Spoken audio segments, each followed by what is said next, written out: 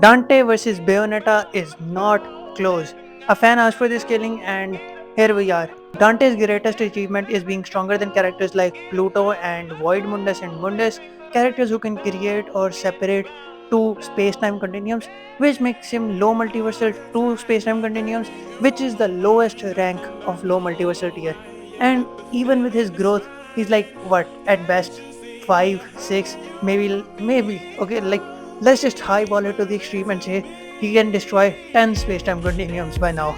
Even then, Bayonetta, we don't even need to get into the higher dimensions. Just the multiverse in Bayonetta is infinite, and Bayonetta is able to beat the guy who created the infinite multiverse. So that's already high multiversal, which is the highest rank of multiversal tier. So yeah, Bayonetta is just way stronger. Furthermore is the fact that she has a lot more abilities and has some amount of toon force, as she can just straight up recover after being flattened like a pancake, like a Looney Tunes character, and just overall has a lot more abilities than Dante does, and has multiple different transformations. And again, this isn't even her actual scaling. Her actual scaling is in the 5D or 6D tier due to the realm between realms and Asier's realm. So yeah, she's just way stronger.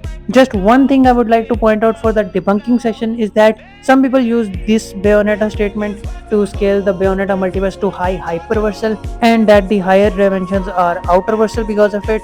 That I don't buy because of the fact that the description here seems more like overlapping timelines and multiple branching timelines instead of transcending layers of cosmology, and the stacked multiverse seems more like the structure of the multiverse being stacked together, not layers of cosmology stacked on top of each other with the next transcending the previous one.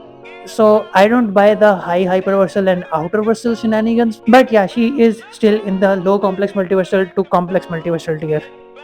As for speed, Dante can react to the Furies, who can jump through space and time. Therefore, Dante has immeasurable speed.